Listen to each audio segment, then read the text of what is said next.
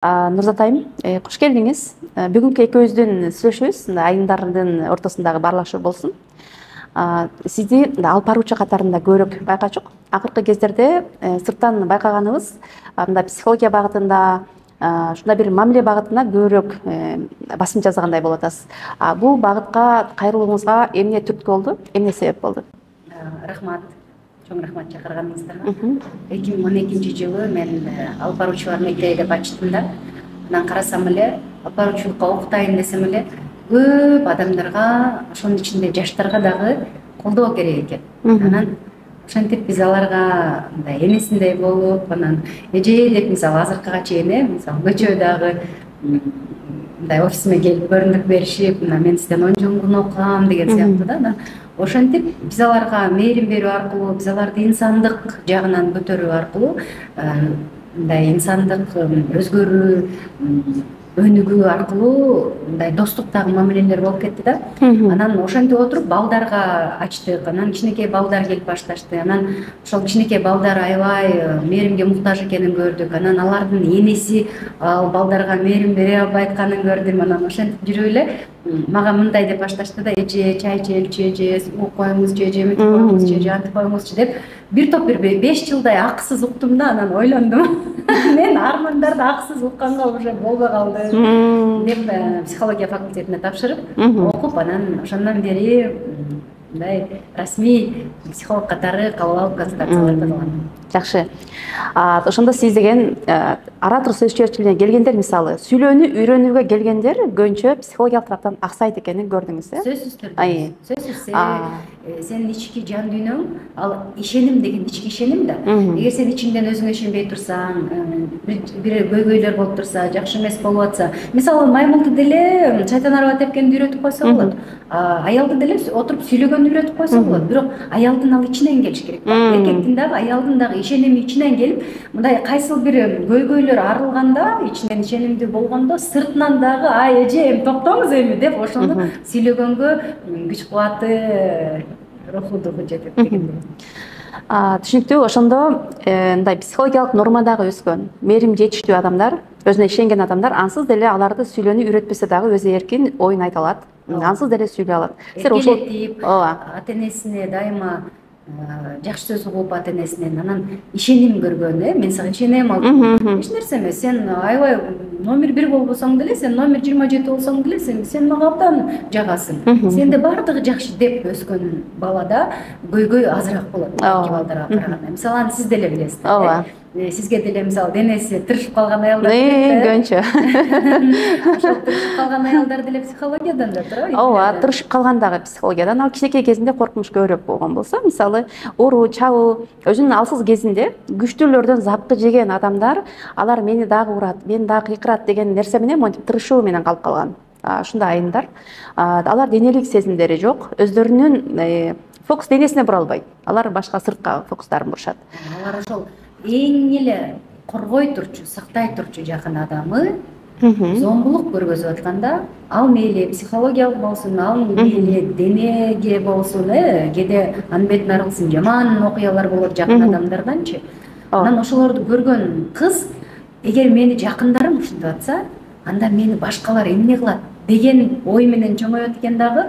Ошондуктан биз учурдан пайдаланып баардык айымдарга айтарыбыз, сураныч, балдарыңыздарды, кыздарыңыздарды таштап алыс жакка кетпеңиздер.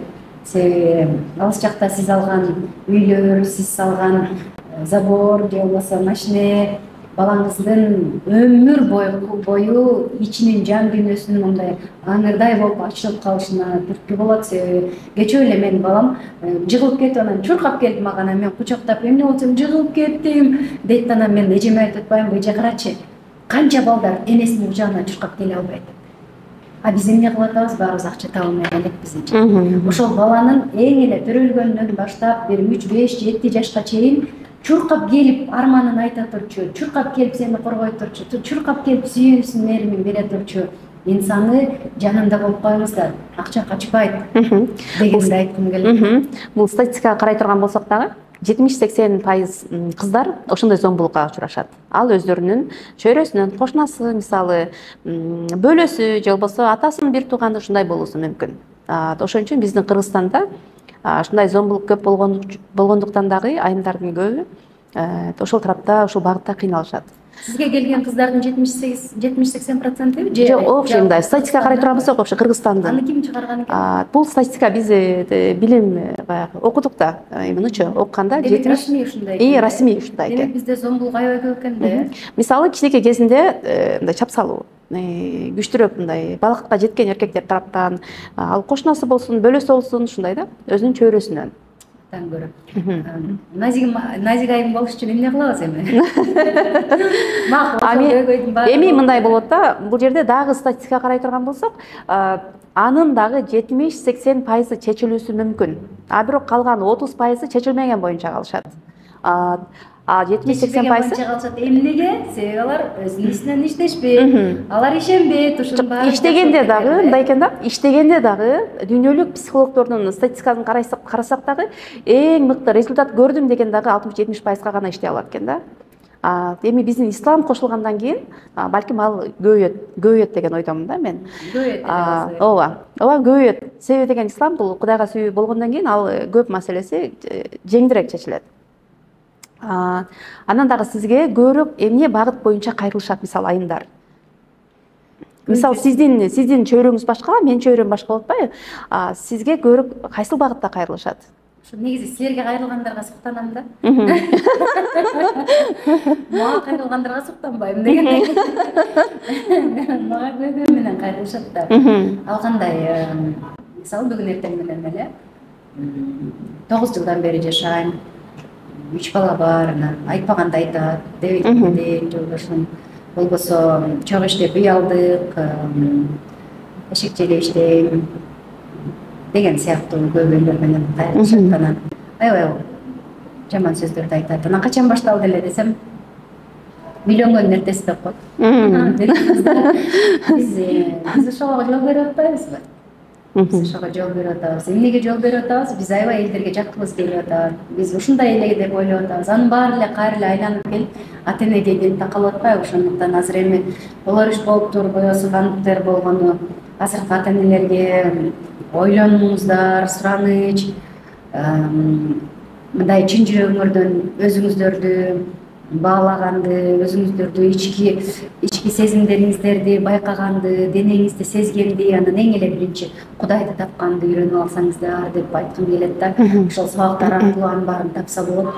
Себеби Кудай биринчи орунда да. Анан биз керек болсо майда деталдуу түрдө Кудайдан суранганды да үйрөнүп алышыбыз керек. Кудайга тапшырганды да үйрөнүп алышыбыз керек. Себеби Кудай тиги канча жок деп койсо, сизге канча гимнастикага барса да болбой калат да. Мисалы бизге көбүрөөк кыздардын кайрылганы, сиз айткандай азыркы учурда, ушул учурда бизге эң көп кайрылган, мага кайрылган деп айтайын, жолдошунун башка кыздар менен сүйлөшүүсү, башка экинчи аял алуусу азыркы мындай өтө мындай көбөйүп кетти деп айтсам болот да. Менде бир 10 кыз сабакка келсе, ошонун жок дегенде 8-inde ушул көйгөй менен келишет.